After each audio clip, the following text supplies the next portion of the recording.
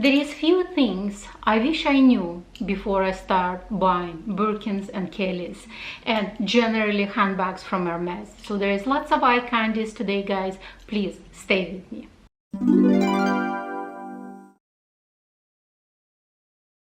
Hi guys, welcome to my channel, or welcome back to my channel. My name is Oksana.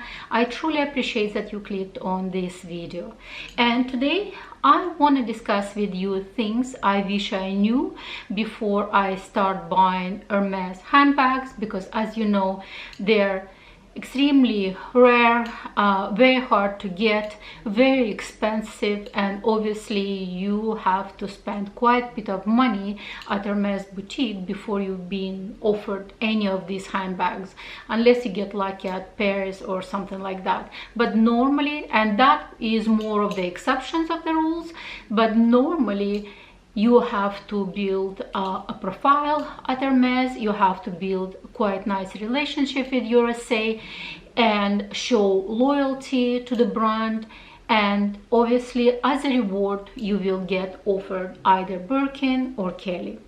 I'm lucky enough to have both in my collection. I have Birkin and I have Kelly, and I have a few non-quota bags that I want to discuss as well. But before we proceed, if you're into luxury, if you're into handbags specifically, I love different kind of luxury brands. Obviously, I'm a lover of Hermes. I love Chanel, I love Louis Vuitton, I love Fendi, I love Gucci. I have so many different not only handbags but accessory, ready-to-wear, shoes, etc. I truly appreciate high-end fashion, and for me it's not about many items in the life and not many, like, you know, items in the wardrobe. It's more choosing the quality items and keep them for very, very long time. So if you're into all that stuff, please consider subscribing to my channel. Click that red button, ring the bell, and obviously share my channel with your friends. And don't forget to hit the like button as well, because it's truly helping me on YouTube universe. So let's start with the things that I wish I knew before start buying Hermes. And I have actually a few notes, because you know, sometimes when you talk about these things, or at least when I talk about these things, I get extremely emotional and I want to say so much, and sometimes even I lose, like, you know, track of thoughts. But anyway, so the number one things I wish I knew before buying Birkin and Kellys is these bags are not easy to use. If you think that, and I watched also as many YouTube videos as possible, and they were saying like, oh, Birkin is so easy to use. Obviously, if you're gonna keep the handbag open, but if you wanna, you know, close everything up, it's a really long journey to fasten everything on this handbag. And even if you're gonna leave it open, Birkin doesn't have any straps, and I have Birkin 30 and it's limited edition. I have it in blue indigo ostrich leather with the shiny crocodile touch. Obviously very rare handbags. I'm extremely grateful that I have it in my collection, and it's with palladium plated hardware.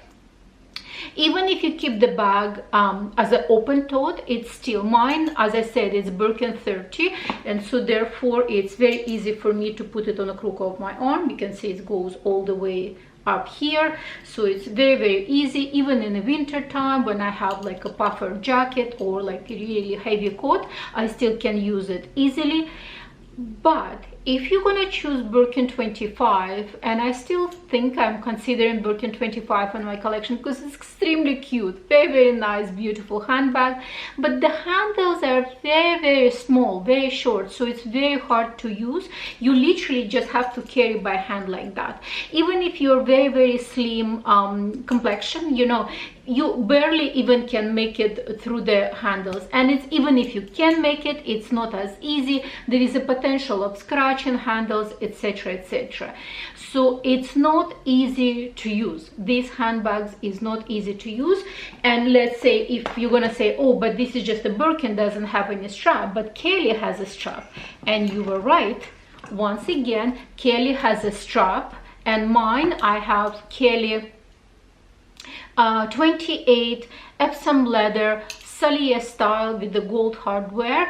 And yes, it has a strap, but once again the strap is only long enough for the shoulder carry, and many ladies, they love to have it as a shoulder carry handbag. Myself personally, I do like shoulders carry, but I personally prefer a crossbody, and for the crossbody it's a little bit short. Another thing also, once again, but this is more specifically for Salier style, it's not as easy to use because it's also very difficult to open. It's kind of like, you know, very stiff handbag, specifically in kind of like hard leather like that, like a Epsom leather. So it's not easy, once again, to use, to fasten everything, and quite often, as you know, many ladies, they just leave it open, though this handbag meant to be closed, but many of us, we just leave it open because it's major hassle, you know, to open up. I don't think you have the problem like that with the retourné style, but Salier, it's very stiff handbag, and it's not as easy to use. Once again, my handbag is almost a year and a half old, and it started getting a little bit softer comparing to when I got it, because when I got it, literally it's almost impossible to open. It was so stiff, but it's getting really better with the time. But I still love it that I have in Epsom leather because it keeps the shape perfectly. So point number one, these handbags are not easy to use. Point number two is choosing a right leather, I would say, for you, because we are all different. And as I said, for instance, even the Epsom, some people find it's almost like a plasticky looking. I actually like Epsom leather because it's grain embossed, but at the same time it's not a natural grain, so therefore you cannot really appreciate the true beauty of that specific leather, let's say compared to Togo or Clemence leather, etc. Obviously each leather is different in the price.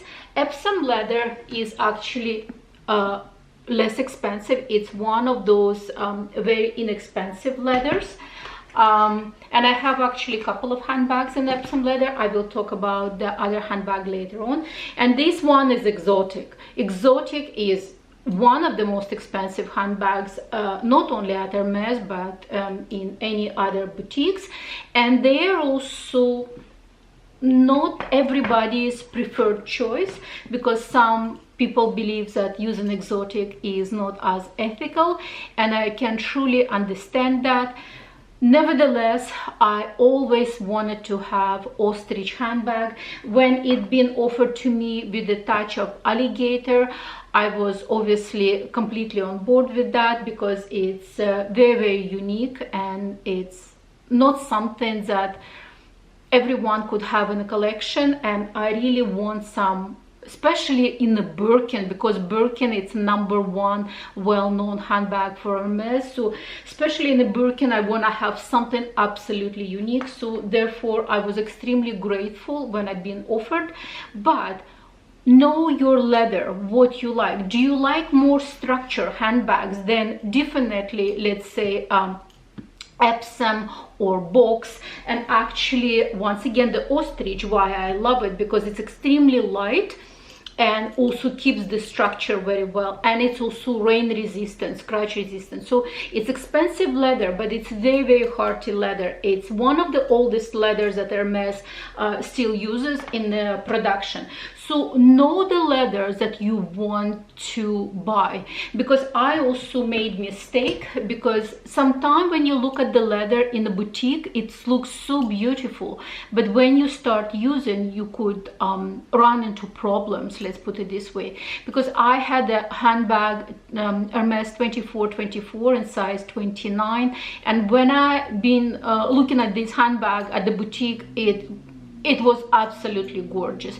The leather is so thick, so buttery, so robust, and that leather was Turilium Maurice. It's kind of like a Clemence leather, but more structured. It was so beautiful. But As a downside of that leather, it was extremely heavy, and I used just a handful of time, and very fast I realized that I couldn't really wear it for a long time because it was totally killing my shoulders or my arms. So I decided to you know, get separated from that handbag. So I sold that handbag. On the other hand, like a Clemence, if it's obviously in the larger handbags in with the lining, it also could be quite heavy, but it's very soft and buttery. So let's say if you like more of the relaxed looks of the handbag, so Clemence or Togo is a very nice choice. Lately everybody into Epsom leather because it's fairly structured and quite durable leather as well. So what I'm trying to say, I actually have videos on my channel, maybe I'm gonna link it somewhere, where I talk about different types of leather, and by no means I'm not an expert, but I was sharing what I experienced previously with my handbags. So highly recommend for you guys to watch that video about the leathers. What I'm trying to say right now in my point number 2, before you decide to drop $15,000 on the handbag, do a review of type of leathers that you want to have. Do you be okay with the more plush but heavier leather, or would you really appreciate only structured leather, let's say Epsom, but then it's maybe gonna look a little bit plasticky? So know all this point and know what you will be willing to sacrifice. Point number 3, that not all colors are rated equally. So we know that obviously one of the classiest color in Hermes, it's black or dark blue, like these indigo colors, like all kind of blue colors are quite classic. Gold, it's another classic color of Hermes, and it's very unique to Hermes. It's kind of light brown, they call it Hermes gold. Tan, it's quite classic gray colors. And I mean, I don't have handbag in a tube, but I have a bracelet in a tube. Once again, it's kind of classic color, almost becomes like a classic color for Hermes. And Rouge Ash, it's classic Hermes color. Unfortunately, I don't have a Rouge Ash in my collection. I'm actually hoping to get that color into my collection. And then there is a light colors like a Cray or Nata, which is quite popular. Biton, it's also very popular color for summer. Or let's say light blue colors like a Blue Jean, or let's say if you're into bright blue color like Blue Zanzibar.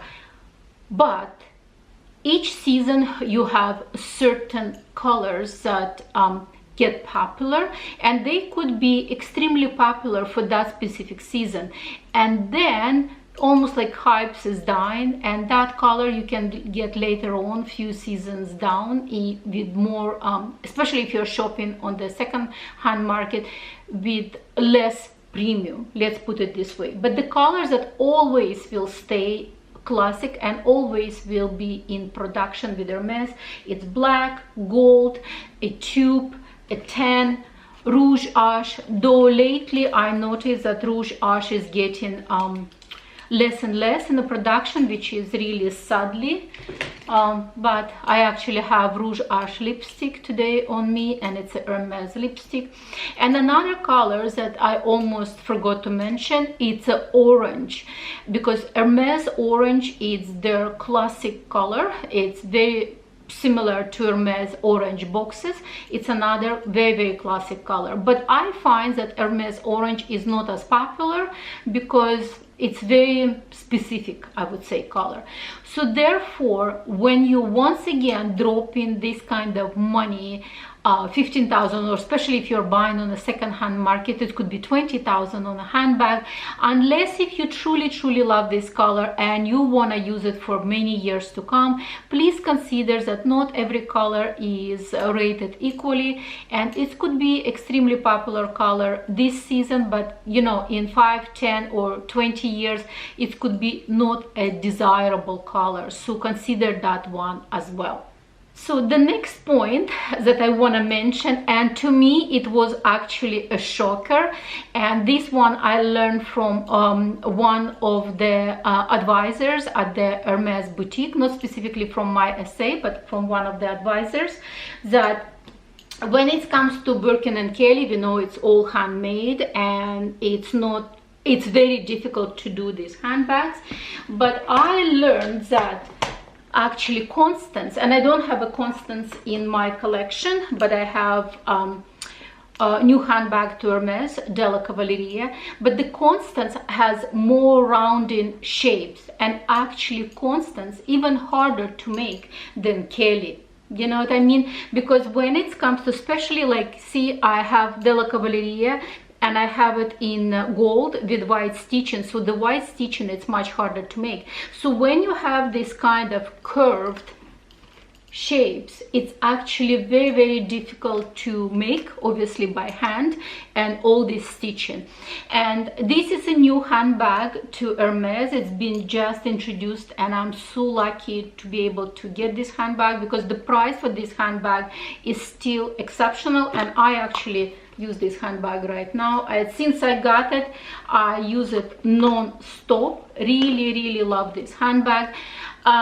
But what I'm trying to say is that when I spoke with my not my specific essay, but one of the advisors in the Hermes boutique, they said that Hermes almost kind of keeping this handbag at promotional price because it's new, so they want this handbag gain popularity, and I'm extremely happy that I was able to score this beauty. Highly recommend if you're looking for something like crossbody, because it's absolutely perfect crossbody handbag, and you know, perfect for every day. But what I'm trying to say is that actually Constance, and I don't have a Constance in my collection, and right now I'm looking at the Constance with a different eye, you know, that Constance is actually much harder to make than Birkin and Kelly. So if you were considering Constance, but you were thinking, oh, maybe it's not as popular as Birkin and Kelly, so think twice, because it's actually very, very hard handbag to make, and I believe you should have 10+ years experience before you start doing Constance handbags.